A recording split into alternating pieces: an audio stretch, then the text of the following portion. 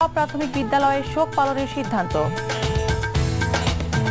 প্রথম দফার উপজেলা নির্বাচনের প্রার্থীদের জোর প্রচারণা, বিনা চ্যালেঞ্জে ছাড় দিতে রাজি নয় কোনো প্রার্থী। উপজেলা নির্বাচনকে তামাশায় পরিণত করতে গুম ও খুনের পথ বেছে নিয়েছে সরকার, অভিযোগ বিএনপির। রাস্তার পাশে সন্তানদের ফেলে যাওয়া বৃদ্ধা মায়ের স্থান এখন বৃদ্ধাশ্রমে, সময় কাটছে স্বজনের প্রতীক্ষায়।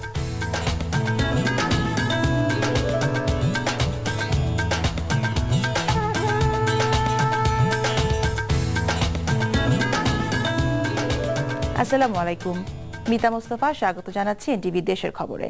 একেএসটিএমটি বার্ষীয় নাম দেখছিলেন, এবার পুরো খবর। শেষ মুহূর্তের প্রচারে ব্যস্ত এখন উপজেলা নির্বাচনের প্রথম ধাপে অনুষ্ঠিত হতে যাওয়া গাজীপুরের কাপাসিয়া উপজেলার প্রার্থীরা। বিনা চ্যালেঞ্জে কেউ কাউকে ছাড় দিতে রাজি নয়। উপজেলাটির পুরুষ ভোটারদের মাঝে প্রত্যাশার নানা হিসাব নিকাশ থাকলেও নিরুত্তাপ রয়েছেন নারী ভোটাররা। তবে ভোটাধিকার প্রয়োগের সুযোগ থেকে বঞ্চিত হতে রাজি নয় কেউ। এদিকে আজ থেকে ৯৭টি উপজেলায় আইন শৃঙ্খলা রক্ষায় বিজিবি মোতায়েন করা হচ্ছে। কাপাসিয়া উপজেলা ঘুরে এসে অজিত আইচ তাপসের ক্যামেরায় নাসির আহমেদকে সাথে নিয়ে রিপোর্ট করছেন মাকসুদুল হাসান।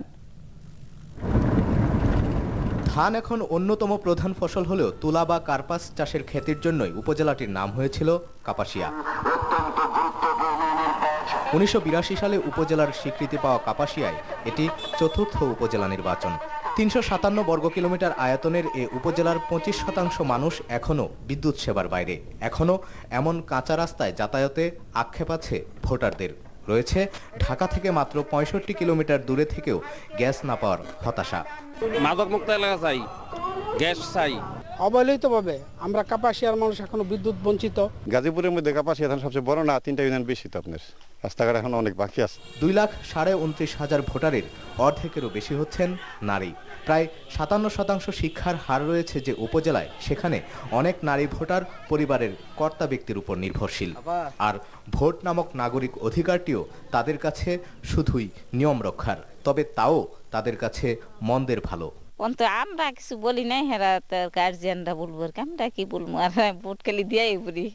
উন্নয়ন হওয়ার তো উচিত, উন্নয়ন করে কয়জনে, বললেন তো এটা করে না কেউ। ভোট এটা তখন দেশের দিতে হইব।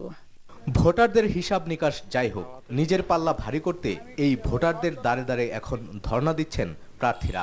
কৃষক লীগের কেন্দ্রীয় সভাপতি ও বর্তমান উপজেলা চেয়ারম্যান মোতাহার হোসেন মোল্লার সাথে টেকা দিচ্ছেন উপজেলার বর্তমান ভাইস চেয়ারম্যান ও উপজেলা আওয়ামী লীগের সাবেক সাধারণ সম্পাদক অধ্যাপক রুহুল আমিন।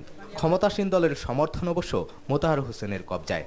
তবে এ সুযোগ কাজে লাগিয়ে জয়ের বন্দরে পৌঁছার ব্যাপারে আশাবাদী বিএনপি সমর্থিত প্রার্থী ও গাজীপুর জেলা বিএনপির সহসভাপতি খন্দকার আজিজুর রহমান পেরা।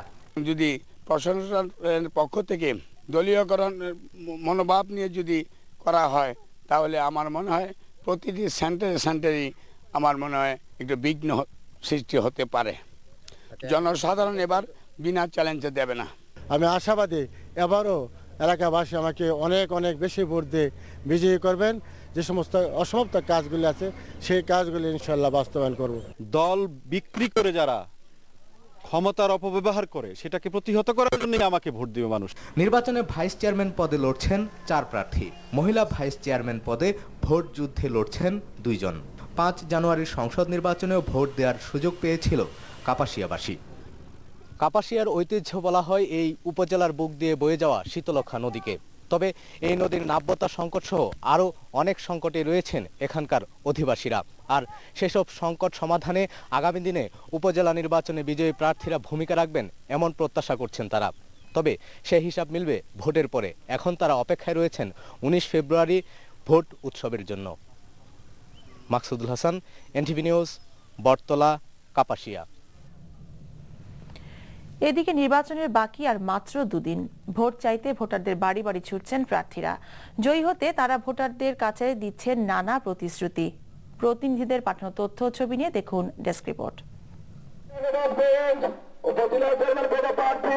রাজধানীর অদূরে নবাবগঞ্জ উপজেলা নির্বাচনকে ঘিরে মুখরিত পুরো এলাকা। উপজেলার আনাচে কানাচে ঝুলছে প্রার্থীদের পোস্টার, চলছে লিফলেট বিতরণ ও মাইকিং। সময় কম, তাই প্রার্থীদের দম ফেলার যেন ফুসরত নেই। সবার মুখে আশ্বাস আর প্রতিশ্রুতির ফুলঝুরি। জনগণের সাথে যে আমার সম্পৃক্ততা, সেদিক থেকে আমি শতভাগ আশাবাদী এই এলাকার জনগণ, নবগঞ্জের জনগণ আমাকে পুনরায় বিপুল ভোটে নির্বাচিত করবে।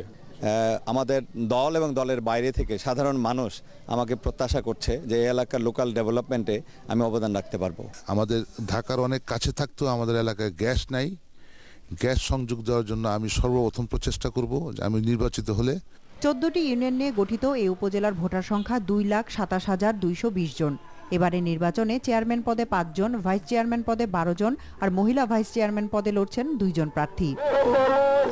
পথসভা, গণসংযোগ আর লিফলেট বিতরণের মধ্য দিয়ে শেষ মুহূর্তের প্রচারণায় ব্যস্ত খাগড়াছড়ি 6 উপজেলার প্রার্থীরা।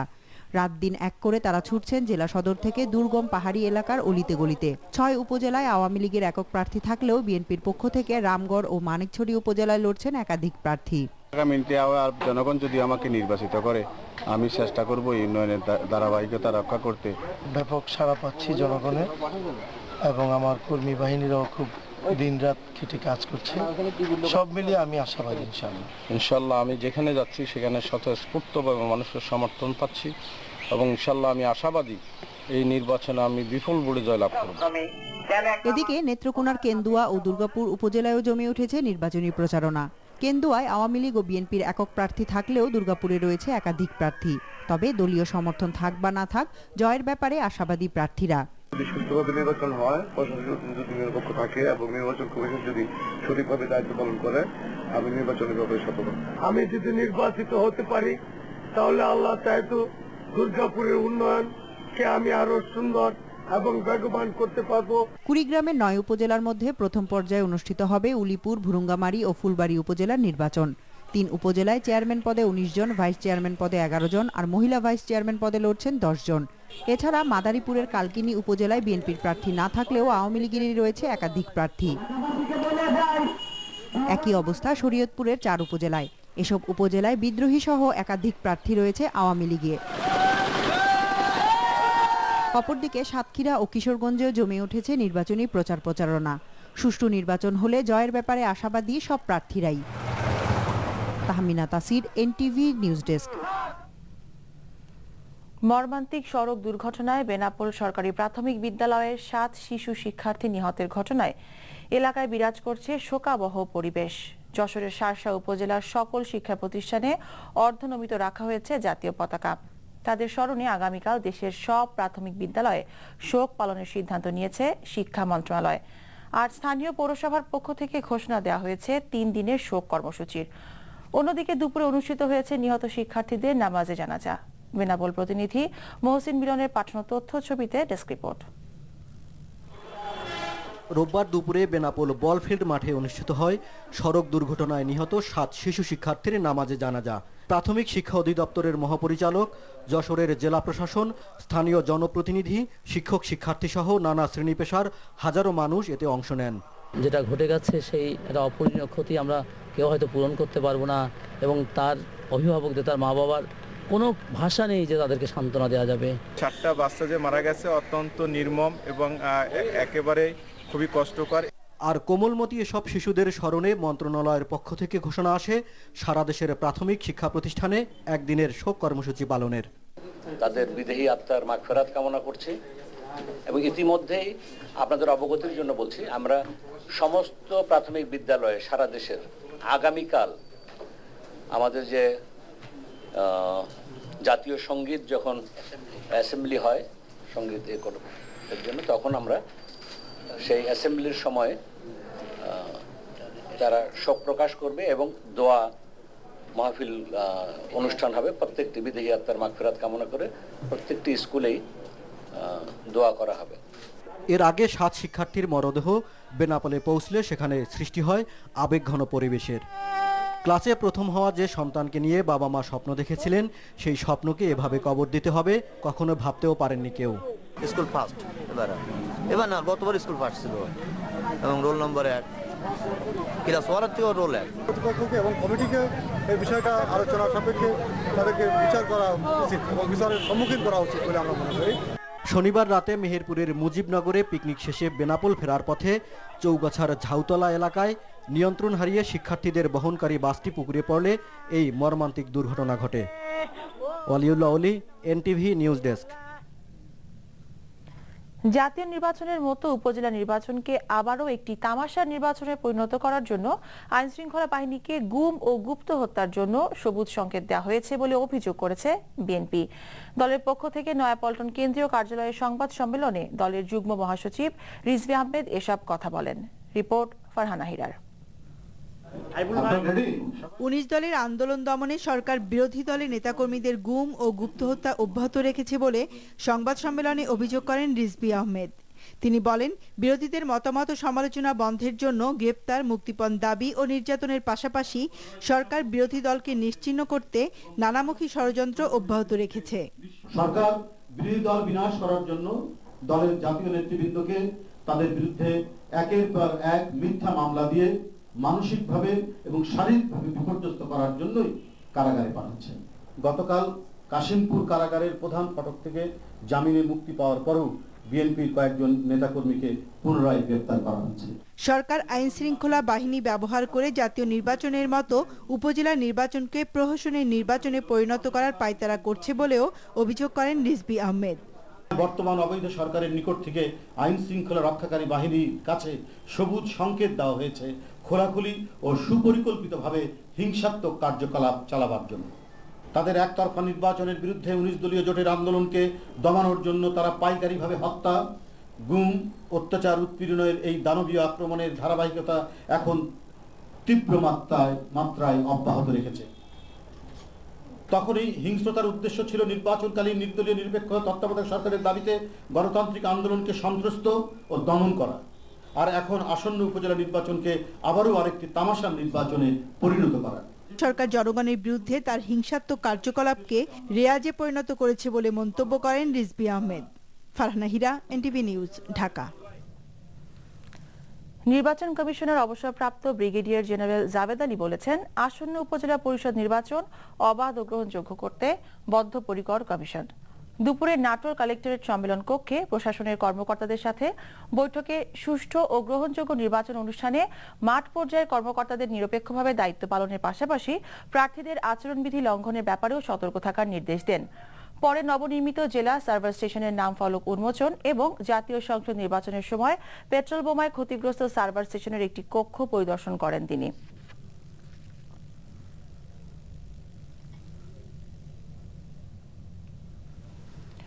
19 ফেব্রুয়ারি নির্বাচনে ভোটদান থেকে বিরত থাকার ঘোষণা দিয়ে বিক্ষোভ মিছিল, মানববন্ধন ও সমাবেশ করেছেন কুড়িগ্রামের ফুলবাড়ী উপজেলার 8000 ভোটার। এবারে নির্বাচনে পুরাতন দুটি ভোটকেন্দ্র পরিবর্তন করে 4 কিলোমিটার দূরে নতুন ভোটকেন্দ্র স্থাপন করায় এর প্রতিবাদে সমাবেশ করেন উপজেলার বড়ভিটা ইউনিয়নের এসব মানুষ। দুপুরে ফুলবাড়ী বাজারে বিক্ষোভ সমাবেশ থেকে বক্তারা অবিলম্বে পুরাতন ভোটকেন্দ্র প্রতিস্থাপনের দাবি জানান। অন্যথায় 19 ফেব্রুয়ারি উপজেলা নির্বাচনে ভোট দেওয়া থেকে বিরত থাকার ঘোষণা দিয়ে আন্দোলনেরও হুমকি দেন তারা। সমাবেশে বড়ভিটা ইউনিয়ন চেয়ারম্যান আলতাফ হোসেন ও ব্যবসায়ী খয়বর আলী সহ অন্যরা বক্তব্য রাখেন। জঙ্গি সংগঠন আল কায়দার সাথে এদেশের জামায়াত, হেফাজত ও বিএনপির সম্পৃক্ততা আছে বলে মন্তব্য করেছেন আওয়ামী লীগের যুগ্ম সাধারণ সম্পাদক মাহবুবুল আলম হানিফ। চট্টগ্রামে আরেকটি অনুষ্ঠানে একই রকম বক্তব্য দেন বিমান ও পর্যটন মন্ত্রী রাশেদ খান মেনন। সকালে কুষ্টিয়ায় জেলা জাতীয়তাবাদী মুক্তিযোদ্ধা দলের নেতা সহ শতাধিক মুক্তিযোদ্ধার আওয়ামী লীগে যোগদান অনুষ্ঠান শেষে সাংবাদিকদের একথা বলেন হানিফ। জামায়াত, হেফাজত ও বিএনপি এদেশকে একটি আন্তর্জাতিক জঙ্গিবাদী রাষ্ট্র হিসেবে প্রতিষ্ঠিত করার চেষ্টা করেছিল বলেও মন্তব্য করেন তিনি। একই সাথে যুদ্ধাপরাধীদের বিচারের মাধ্যমে বাংলাদেশকে জঙ্গিবাদ মুক্ত করার ঘোষণাও দেন হানিফ। অন্যদিকে সকালে চট্টগ্রামে একটি পর্যটন মোটেলের নির্মাণ কাজ পরিদর্শনের সময় বিমান ও পর্যটন মন্ত্রী রাশেদ খান মেনন বলেন, জামায়াত, হেফাজত এদেশকে পাকিস্তান, আফগানিস্তান বানানোর ষড়যন্ত্র করছে। পরে বিএনপি চেয়ারপারসনের বক্তব্যেরও সমালোচনা করেন তিনি। আল কায়দার এই হুমকিতে দেশের মানুষ ভয় পায় না। তবে এখানে দুর্ভাগ্যজনক হচ্ছে যে আল কায়দার বক্তব্যের সাথে বেগম জিয়ার বক্তব্য মিলে গেছে। আল কায়দার এই ভিডিও বার্তার মাধ্যমে এটা প্রমাণিত যে এই জঙ্গি সংগঠনগুলোর সঙ্গে তাদের সম্পৃক্ততা ছিল। আজকে বাংলাদেশকে এই হেফাজত ইসলামী, জামাত ইসলামী, বিএনপি তারা আন্তর্জাতিক একটা জঙ্গিবাদের রাষ্ট্র হিসেবে তারা গড়ে তোলার চেষ্টা করেছিল। আজকে এই ভিডিও বার্তার মাধ্যমে সেটা প্রমাণিত হয়। রাস্তার পাশে পাষণ্ড সন্তানদের ফেলে যাওয়া 90 বছরের বৃদ্ধা মায়ের স্থান এখন বৃদ্ধাশ্রমে। তবুও সন্তানদের প্রতীক্ষায় দিন কাটছে মা আরাফাতুন্নেসার। আবার ছেলেদের পরিচয় জানাতে চান না, যাতে আইনি জটিলতায় পড়ে আদরের ধনেরা, বিঘ্নিত হয় পরিবারের সুখ। বরিশাল থেকে আক্তার ফারুক শাহিনের পাঠানো তথ্যের ভিত্তিতে ডেস্ক রিপোর্ট, ছবি তুলেছেন গোবিন্দ সাহা। আমার মস্ত মানুষ মস্ত অফিসার মস্ত ফ্ল্যাটে যায় না। কতটা পথ পেরুলে পথিক বলা যায় তা হয়তো এখনো জানা হয়নি এই 90 বছরের আরাফাতুন্নেসার। মস্ত ফ্ল্যাটে যায়। কুমিল্লার দাউদকান্দি থেকে বরিশাল, মাঝে বিশাল পদ্মা। সড়ক পথের কয়েকশো কিলোমিটার দূরত্ব পেরিয়ে গত 30 জানুয়ারির কোনো এক সময় ঢাকা বরিশাল মহাসড়কের গৌরনদী উপজেলার টর্কি বাসস্ট্যান্ডে এনে মাকে ফেলে রেখে চলে যায় দুই পাষণ্ড সন্তান শাহিন ও শামীম। এরপর থেকে এলাকার লোকজনের খাবার গ্রহণ করলেও টানা 10 দিন তাকে জায়গা থেকে সরাতে পারেননি কেউ। এক পর্যায়ে অসুস্থ হয়ে পড়লে তাকে ভর্তি করা হয় হাসপাতালে। ওই আন্না হালাইছে, এখানে আন্না হালাইছে, ওখানে থাকলে খামো, না থাকলে না খায়া হইয়া থাকো, আর কিছু না। রাহুন তো আমি বলছি আমার কাছে বলেন সব, আমি নিয়ে যাব। খাওয়াইবে না, দুইজনে আমার নিয়ে ঝগড়া করছে। ঝগড়া করার পর পোলাইকা গাড়িতে ওঠো, এবার রাগই আমার এখানে ফালাই থুয়ে গেছে রাস্তার পাশে। অনেকেই আসে দেখতে, অনেকে আবার কিনে দেয় খাবার। সেবা আর ওষুধের যোগান দেয় হাসপাতাল কর্তৃপক্ষ। কিন্তু সন্তানদের কাছে পাওয়ার ক্ষুধা মেটে কি তাতে? জীবনের এই সময়টাতে যেখানে পরিবারকে সবচেয়ে প্রয়োজন, সেই সময়ে একাকী, সবার থেকে বিচ্ছিন্ন। কেমবে যাম, কেমবে থাকমু, কেমবে খামু, কইতেও পারি না, সইতেও পারি না। আল্লাহ ছাড়া আর কেউই নেই। তো আমার কে খাওয়াইল? আর যেভাবে তিনি আছেন সেটাকে টিকে থাকা বলা যায় শুধু। তার বয়স অনেক, 90 বছরের মতো বয়স।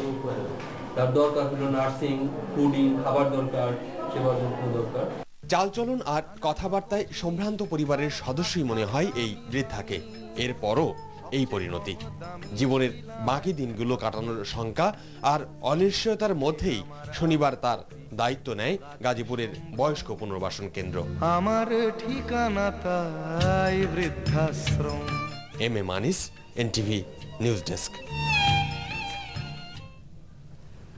আপনারা দেখছেন এনটিভি দেশের খবর। এবার পূর্বাচল রিজন টাউন বিরতি, ফিরে এসে থাকছে।